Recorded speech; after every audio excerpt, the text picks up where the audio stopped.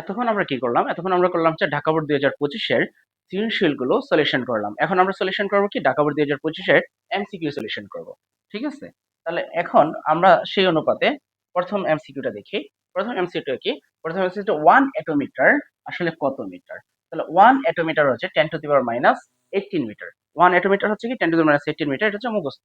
পরের কোশ্চেনটাতে যে আমরা যাই, তাহলে বলা হচ্ছে কি নিচের কোন রাশিটি একটি স্কেলার রাশি? তাহলে আমরা স্কেলার রাশি এবং ভেক্টর রাশির সংজ্ঞাটা কি জানি? যে ভৌত রাশিকে প্রকাশ করতে শুধু মান দ্বারা সম্পূর্ণরূপে প্রকাশ করা যায় তাকে স্কেলার রাশি বলে। আর যেই ভৌত রাশিকে প্রকাশ করার জন্য মান ও দিক উভয়ের প্রয়োজন হয় তাকে কি বলা হয়? ভেক্টর রাশি বলা হয়। তাহলে এখানে মান ও দিক, তাহলে আমাদের জানি কি সরণের মান ও দিক আছে, দুইটাই আছে, মান প্লাস দিক। তাহলে এটা আমার কি রাশি? ভেক্টর রাশি। তাহলে এটা স্কেলার রাশি না। ত্বরণ আমার কি মান ও দিক আছে, তাহলে এটা কি আমার ভেক্টর রাশি, স্কেলার রাশি না। তাহলে মান ও দিক আমার ভরবেগেরও আছে, তাহলে সেটাও কি আমার, সেটা হচ্ছে আমাদের ভেক্টর রাশি। শুধু আমাদের এখানে স্কেলার রাশি কোনটা? এটা হচ্ছে আমাদের স্কেলার রাশি। ঠিক আছে? তাহলে এখন তোমরা একটা জিনিস খেয়াল করো যে এটা কনফিউশনিং, যে এটা কিভাবে স্কেলার রাশি হয়? P equal to F by A. ঠিক আছে? বল বাই ক্ষেত্রফল। তাহলে বল তো একটি ভেক্টর রাশি, তাহলে এটা কি হতে পারে? এটা হচ্ছে এইভাবে ভেক্টর রাশি হতে পারে না, এমন কোনো রুলস নাই যে এটা হচ্ছে আমার কি ভেক্টর রাশির হচ্ছে গুণফল, বিয়োগফল, ভাগফল, যোগফল এগুলো হচ্ছে আমার কি ভেক্টর রাশি হবে এমন কোনো কথা নাই। ঠিক আছে? কিন্তু স্কেলার রাশি গুণফল, বিয়োগফল, যোগফল, ভাগফল এগুলো হচ্ছে আমার কি হয়? হচ্ছে স্কেলার রাশি হয়। ওকে। এখন দেখো যে আমাদের এখান থেকে আমাদের কনফিউশনিং কিছু আছে। কনফিউশনিং এর মধ্যে কোনটা আছে?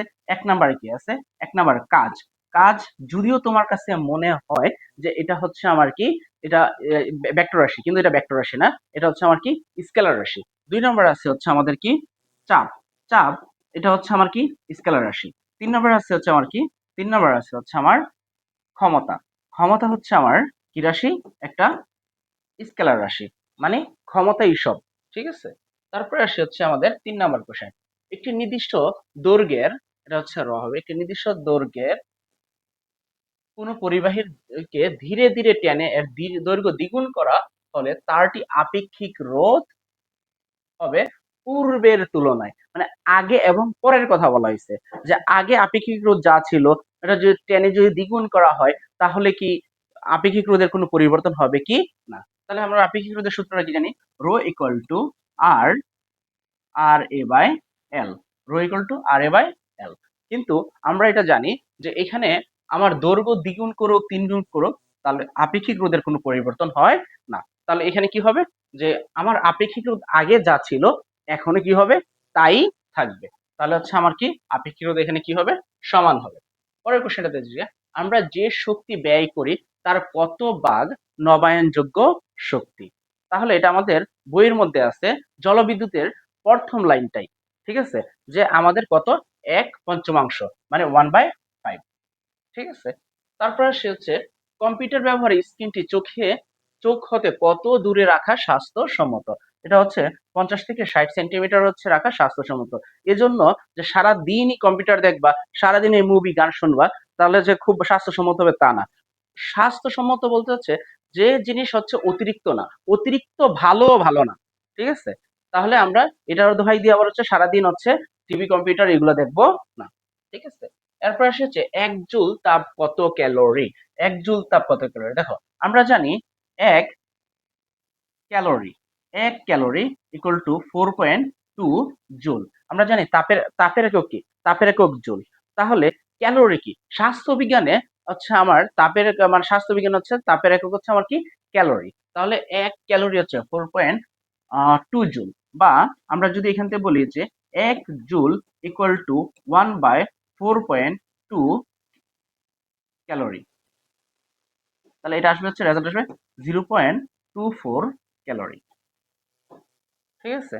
এরপর কোশ্চেনটা দিয়ে যাই আমরা, স্লাইড ক্লিপার্সের সাহায্যে কোনো দণ্ডের দৈর্ঘ্য পরিমাপ করতে গিয়ে প্রধান স্কেল পার্ট। 1 নাম্বার পাওয়া গেছে প্রধান স্কেল পার্ট এম। বার্নিয়ার সমপাতন, তাহলে বার্নিয়ার সমপাতনে হচ্ছে ভি পাওয়া গেল। যন্ত্রটির বার্নিয়ার ধ্রুবক 1 মিলিমিটার, তার মানে হচ্ছে এখানে কি পাওয়া গেছে? বিসি। তাহলে দণ্ডটির দৈর্ঘ্য নির্ণয় করো। তাহলে আমরা কি জানি? আমরা জানি, আমরা জানি L equal to M plus V into BC. তাহলে এম হচ্ছে আমার কি প্রধান স্কেল পার্ট, সেটা হচ্ছে আমার কত 5 সেন্টিমিটার, এবং ভি হচ্ছে আমার 7 ইন্টু, এখন আমরা যদি বিসির দিকে তাকাই তাহলে এইটা হচ্ছে সেন্টিমিটার, এটা কিসে সেন্টিমিটার, এটা কিসে মিলিমিটারে। তাহলে দুইটার একক কি করতে হবে, সেম করতে হবে, দুইটার একককে আলাদা আলাদা করা যাবে না। মানে হচ্ছে ধরো দুইটা আম আর দুইটা কাঁঠাল যোগ করলে কি চারটা আম হয় না, চারটা আম হয় না। মানে হচ্ছে এখানে ভিন্ন রাশি বা হচ্ছে আমার হচ্ছে এককের ভিন্নতা রয়েছে, তাহলে এককের ভিন্নতা রেখে হচ্ছে কি করা যাবে না, সবগুলো কি করবে আমাকে একই এককে নিয়ে আসতে হবে। তাহলে এটাকে যদি একই এককে নিয়ে আসি তাহলে আমার এখানে হচ্ছে আছে কত 0.1 মিলিমিটার। তাহলে 0.1 মিলিমিটারকে আমরা যদি আমরা সেন্টিমিটার আনি তাহলে এটা কি করব 10 দিয়ে ভাগ দিব, 10 দিয়ে ভাগ দিলে এটা চলে আসবে কোথায় সেন্টিমিটার। তাহলে এটাকে ক্যালকুলেট করলে পাওয়া যাবে কত 5.07 সেন্টিমিটার। তাহলে আনসার কোনটা, আনসার হচ্ছে আমার এটা। আগেরটার আনসার কোনটা ছিল, আগেরটার আনসার হচ্ছে এইটা, ঠিক আছে, এর আগেরটা ছিল হচ্ছে এটা, ঠিক আছে। তাহলে আমাদের পরের কোশ্চেনটা, নিচের উদ্দীপকের আলোকে 8 নং এবং 9 নং প্রশ্নের উত্তর দাও। তাহলে এ এবং বি পৃথিবীর পৃষ্ঠে 3 মিটার মানে ডি আছে, তাহলে তাদের যথাক্রমে ভর, একটা হচ্ছে M1, একটা হচ্ছে আমার কি M2, চন্দ্রপৃষ্ঠে অভিকর্ষ ত্বরণের মান হচ্ছে আমার জি, তাহলে ওজন কত। তাহলে এখন দেখো আমার চাইছে বি পৃষ্ঠের ওজন, বি চন্দ্রপৃষ্ঠে বস্তুটির ওজন। তাহলে বস্তুর ওজন নির্ণয়ের সূত্র আমরা কি জানি, W equal to MG, W equal to কি জানি এমজি। তাহলে এম এখানে আমার কত, এখানে বিটা বলা হয়েছে, বি এর এম হচ্ছে আমার হচ্ছে 500 গ্রাম, তাহলে 0.5 কেজি। আর জি হচ্ছে জি 9.8 না, এখানে জি হচ্ছে 1.63। তাহলে এটা যদি আমি গুণ করি তাহলে এটা গুণ করলে আমরা পাবো হচ্ছে 0.815 নিউটন। তাহলে আনসার কোনটা, আনসার হচ্ছে ক। তারপর আসি হচ্ছে পরের কোশ্চেনটা। তাহলে দুটি বস্তু এ এবং B same question, 3 meter 1 KG 500 gram এবং হচ্ছে জি হচ্ছে আমার 1.63। তাহলে ক্রিয়াশীল বলের কথা বলা হয়েছে। তাহলে ক্রিয়াশীল বলের সূত্র হচ্ছে কি আমরা জানি কি F equal to G M1 M2 by D square. তাহলে জি এর মান কত 6.673 ইন্টু 10⁻⁻11, আর হচ্ছে আমার প্রথম বস্তু 1 কেজি, একটা হচ্ছে 0.5 এবং ডি হচ্ছে 3 স্কোয়ার।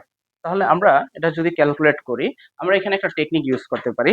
টেকনিকটা কি দেখো, যদি আমি জি এর মানটা মনে নাই তাহলে আমি জি এর মানটা কিভাবে করব, এখানে দিব যে শিফট 739, তাহলে আমার চলে আসলো জি ইন্টু আমার 1 ইন্টু কত আমার হচ্ছে 0.5 ভাগ হচ্ছে আমার কত 3 স্কোয়ার। তাহলে ক্যালকুলেট করলে 3.7 ইন্টু 10⁻12। দেখো এখানে কি ইন্টারেস্টিং ব্যাপার, দেখো 3.7 3.7 3.7 10 11 12, কিন্তু আনসার হচ্ছে তোমার কি 12। তো তুমি যদি কনফিউশনে যদি এর শুরুতে যদি না দেখে কোশ্চেন না দেখে বা সলিউশন না দেখে ভুলে যদি দাগ দিয়ে ফেলো পরবর্তীতে এটাকে আর সংশোধন করার কোনো উপায় নাই, যেহেতু আইএমআর শিট, ঠিক আছে। তারপরে আসে আমাদের আনসার, এটা পরের কোশ্চেনটাতে যাই। নিচের কোন রাশিটির জোড়া একক এবং অভিন্ন, আভিন্ন না, দিস অভিন্ন, অভিন্ন, ঠিক আছে। তাহলে এখন আমরা যদি দেখি যে সরণ এবং বেগ, সরণ বেগ, সরণ একক কি মিটার ও বেগের একক কি মিটার পার সেকেন্ড, তাহলে অভিন্ন না ভিন্ন। বেগের একক কি, বেগের একক হচ্ছে মিটার পার সেকেন্ড, ত্বরণের একক কি মিটার সেকেন্ড ইনভার্স 2, তাহলে এটা আমার অভিন্ন না এটা। এখন আমরা ত্বরণ এবং মন্দন, আমরা কি জানি ত্বরণ এবং মন্দন দুটো একই জিনিস, একটা হচ্ছে বেগ বৃদ্ধির হারকে ত্বরণ বলে, আর বেগ হ্রাসের হারকে কি বলা হয় আমার হচ্ছে মন্দন বলা হয়। তাহলে বেগ বৃদ্ধি বলতেছি বেগের পরিবর্তনটা আমার হচ্ছে মানে হচ্ছে পজিটিভ হলে, আর বেগ হ্রাস মানে হচ্ছে বেগ হ্রাস মানে হচ্ছে কি বেগের পরিবর্তনটা কমে গেলে। তাহলে এখানে আমাদের মন্দন আর ত্বরণ, একটা হচ্ছে অ্যাক্সেলারেশন একটা হচ্ছে ডিসেলারেশন, তাহলে এখানে দেখা যাচ্ছে তাদের এককের কোনো পরিবর্তন হয় না, দুইটার একক হচ্ছে আমার কি মিটার সেকেন্ড ইনভার্স 2, তাহলে এটাই হচ্ছে আমার কি একমাত্র অভিন্ন। আর বাকিটা হচ্ছে সরণ আর বেগ একই কথা, মিটার ও মিটার সেকেন্ড ইনভার্স 1, ঠিক আছে। তাহলে আমাদের আনসার কোনটা, আনসার হচ্ছে ত্বরণ ও মন্দন। এরপরটা যদি যাই নিচের কোন সম্পর্কটি সঠিক, তাহলে আমরা এখান থেকে ধরো একটা সহজে করতে পারি। এক নাম্বারটা যেটা আমরা জানি হচ্ছে alpha, alpha by 1 equal to 2 নাম্বারটা যেহেতু বিটা, বিটা বাই 2, যেহেতু 3 নাম্বারটা গামা, তাহলে গামা বাই 3। তাহলে alpha by 1, beta by 2, gamma by 3। তাহলে এই টেকনিক করলে আমরা কখনো 2 বিটাটা আসে না, ঠিক আছে? যেহেতু 2 বিটা আসে না, তাহলে এটা বাদ। পরেরটা যদি আমরা যাই, পরেরটার মধ্যে হচ্ছে কি দেওয়া আছে দেখি। পরেরটা দেওয়া হচ্ছে Q equal to M S del theta. এখানে সি দেওয়া আছে, সি মানে হচ্ছে থার্মাল ক্যাপাসিটি, সো এটাও হবে না, বা তাপ ধারণ ক্ষমতা, থার্মাল ক্যাপাসিটি মানে তাপ ধারণ ক্ষমতা। এরপরের কোশ্চেনটাতে যদি যাই, তাহলে পরের কোশ্চেনটাতে দেখো এটা কি দেওয়া আছে, এটা হচ্ছে আমার দোলনকালের সূত্র, T equal to 2 pi root over L by G.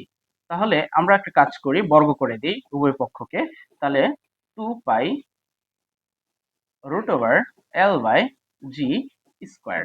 তাহলে T square equal to 2 pi মানে 4 পাই স্কোয়ার, আর এখানে কি থাকতেছে এল বাই জি। তাহলে জিটা যদি আমরা নিয়ে আসি, তাহলে আমাদের কি পাই, G T square equal to 4 pi square into L. ঠিক আছে, তাহলে আমাদের কি এইটা মিলে গেছে, ঠিক আছে? পরের কোশ্চেনটাতে যাই, পরেরটাতে গেলে আমরা কি দেখতে পাই, দেখো পরেরটা সূত্রটা হচ্ছে আমার কি, rho equal to R A by L. তাহলে বা এখান থেকে পাই rho L equal to R A. তাহলে রো ইকুয়াল টু কি আর এ, এটা মিলে না। তাহলে আমাদের আনসার কোনটা, আনসার হচ্ছে গ। বুঝতে পারছো আশা করি। তারপরে আসি হচ্ছে আমাদের পরের কোশ্চেনটা। পরের কোশ্চেনটা কি, নিচের কোনটিতে আলোর প্রতিসরাঙ্ক সবচেয়ে বেশি? তাহলে আমরা জানি সবচেয়ে বেশি আলোর প্রতিসরাঙ্ক হয় কোথায়, কাছে। কাছে কত, 1.5। তাহলে কোথায়, কাছে। এরপরে আসি হচ্ছে আমাদের নিচের কোনটি অনুদৈর্ঘ্য অনুদৈর্ঘ্য তরঙ্গ নির্দেশ করে? তাহলে অনুদৈর্ঘ্য আমরা জানি অনুপ্রস্থ এরকম, আর অনুদৈর্ঘ্যটা হচ্ছে আমার সংকোচন এবং প্রসারণ, এলো প্রসারণ, তারপরে সংকোচন। তাহলে প্রসারণ, প্রসারণ ও সংকোচন।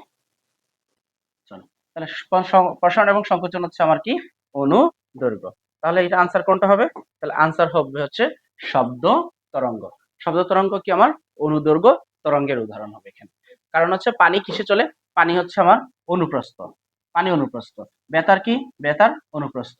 আলোক তরঙ্গ কি, আলোক তরঙ্গ হচ্ছে অনুপ্রস্থ। তাহলে শব্দ অনুতরঙ্গ অনুপ্রস্থ আছে, তাহলে এখানে কি অনুদৈর্ঘ্য। আচ্ছা, তাহলে চোখের ভিতরে আলো প্রবেশ নিয়ন্ত্রণ করে কে, কোন নিচের কোনটি, হচ্ছে আইরিশ, একদম মুখস্থ সরাসরি। তারপরটা যে নিচের কোনটির প্রতীকটি এন পি এন ট্রানজিস্টর দ্বারা নির্দেশ করে? এটা হচ্ছে বইয়ের মধ্যে তুমি সরাসরি পাবা, সেটা হচ্ছে এক ক নাম্বারটা হচ্ছে এমিটার, বেজ, হচ্ছে কালেক্টর।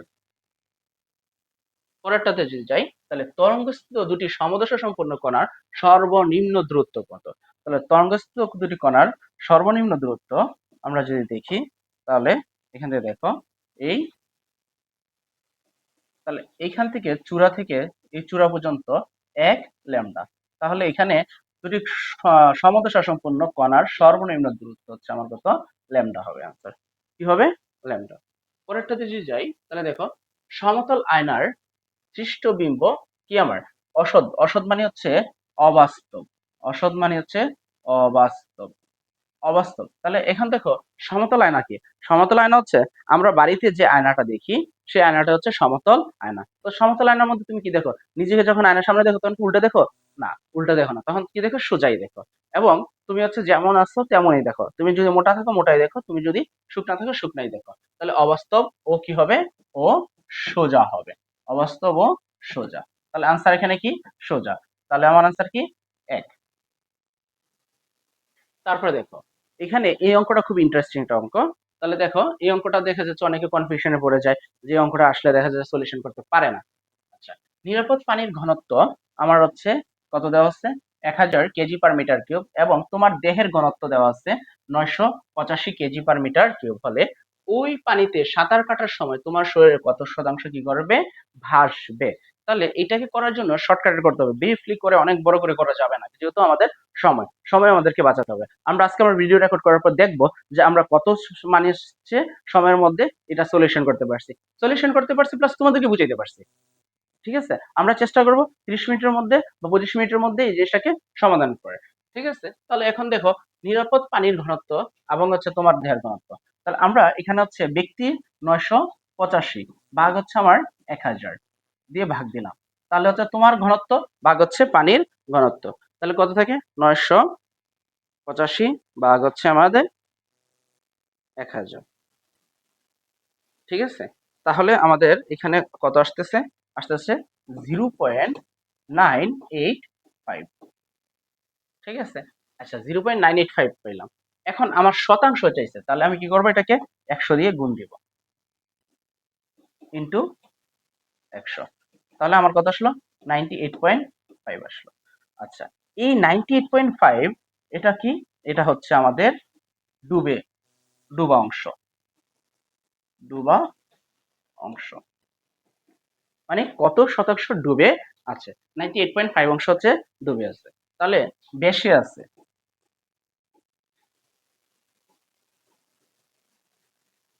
বেশি আছে কতটুকু বেশি আছে, তাহলে আমরা যদি এখান থেকে করি, বেশি আছে হচ্ছে আমাদের কত, 100 বিয়োগ 98.5%। তাহলে আমরা এখান থেকে পাবো কত, 1.5%। তাহলে আনসার কতটা, এটা আনসার হচ্ছে 1.5%। আই থিঙ্ক তোমরা এটা খুব সহজভাবে বুঝতে পারছো। আচ্ছা, পরের কোশ্চেনটাতে যাই। একটি 75 মাইক্রোফ্যারাডে ক্যাপাসিটর হচ্ছে আমার কত, 220 ভোল্ট বিভব পার্থক্যে যুক্ত করা হলে তাতে কতটুকু চার্জ সঞ্চিত থাকবে। তাহলে এটা সূত্রটা কি, সূত্রটা হচ্ছে আমার সি, ক্যাপাসিটর মানে ধারকত্ব, equal to Q by V. তাহলে আমাদের এখানে চার্জের কথা চাইছে, তাহলে কিউ, তাহলে Q equal to CV, equal to C আমার কত, 75 মাইক্রো ফ্যারাডে ইন্টু আমার হচ্ছে 220 ভোল্ট। ওকে, তাহলে আমার 75 মাইক্রো ফ্যারাডে, মাইক্রো মানে হচ্ছে 10⁻⁶ ফ্যারাডে ইন্টু 220। ঠিক আছে, তাহলে আমরা যদি এটা গুণ করি, তাহলে আমাদের এটা কত আসবে, এটা আসবে হচ্ছে 1.65 ইন্টু 10⁻² কুলম। দেখো তোমরা যদি খেয়াল না করো তাহলে এটা ভুল করার পসিবিলিটি আছে, কারণ এখানে 1.65 10⁴ 1.65 10⁻²। তাহলে তোমরা দেখা যাচ্ছে এটা যদি দুইটার মধ্যে যদি একটু ভালো করে খেয়াল না করো, তাহলে যে কোনো একটা আনসার করে দিয়ে আসবা, তুমি বাসায় এসে বললো যে আমারটা শিওর হয়েছে, কিন্তু আসলে হয় নাই। তাহলে এই জিনিসগুলো আমরা খেয়াল করবো। ঠিক আছে, এরপরে কোশ্চেনটাতে যাই। তাহলে হচ্ছে পেলভিক মাসের উপস্থিতি শনাক্ত করতে নিচের কোন যন্ত্রটি ব্যবহার করে, মাস মানে হচ্ছে পেশি, এখানে হচ্ছে আমার আল্ট্রাসোনোগ্রাফি। 21 নম্বরটা, কোন বস্তুতে চার্জের উপস্থিতি নির্ণয়ের জন্য নিচের কোন যন্ত্রটি ব্যবহার করা হয়। চার্জের উপস্থিতি নির্ণয়ের জন্য কোন যদি স্থির তড়িতের মধ্যে একদম সুন্দর করে দেওয়া আছে, সেটা হচ্ছে ইলেকট্রোস্কোপ। আমরা এটাতে আছে ব্যাখ্যা সহ সুন্দর করে চিত্র সহ দেওয়া আছে। তাহলে এটা আনসার হচ্ছে আমার কি, ক, ইলেকট্রোস্কোপ। আচ্ছা, একটি ভালভের গায়ে 23 ওয়াট 220 ভোল্ট লেখা আছে, বাল্বটির রোধ কত। ঠিক আছে, তাহলে আমরা এটা হচ্ছে কি আছে, এটা হচ্ছে ক্ষমতা দেওয়া আছে, এটা বিভব দেওয়া আছে। তাহলে পি ভি, তাহলে আমাদের পি ভি সম্বলিত কোনো সূত্র লাগবে। তাহলে পি ইকুয়াল টু ভিআই, না এটা দিয়ে হবে না। ঠিক আছে, কারণ হচ্ছে আমার আই নাই এখানে। তাহলে আমরা এটা থেকে সহজে কোনটা যেতে পারি, সেটা হচ্ছে P equal to V square by R.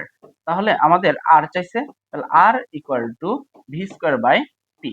তাহলে ভি কত, ভি হচ্ছে 220 ভোল্ট, 220 ভোল্ট ভাগ স্কোয়ার ইন্টু ক্ষমতা হচ্ছে 23 ওয়াট। ঠিক আছে, তাহলে এটা ক্যালকুলেট করলে কত পাওয়া যাবে, এটা ক্যালকুলেট করলে পাওয়া যাবে হচ্ছে 220 স্কোয়ার ভাগ 23। ঠিক আছে, তাহলে হচ্ছে আমার এটা হচ্ছে 2.1। তাহলে আনসার পেলাম হচ্ছে এটা 2.1, 2.1 ইন্টু 10⁻³ ওম। ঠিক আছে, পরের কোশ্চেন চলে যাই। নিচের উদ্দীপকের আলোকে 23 নং 24 নং প্রশ্নের উত্তর দাও। 25 ডিগ্রি সেলসিয়াস আমার টেম্পারেচার দেওয়া আছে, 2 মল আমার এন দেওয়া আছে, আমার ভি দেওয়া আছে। ওকে, তাহলে গ্যাস ধ্রুবক আমার আর দেওয়া আছে।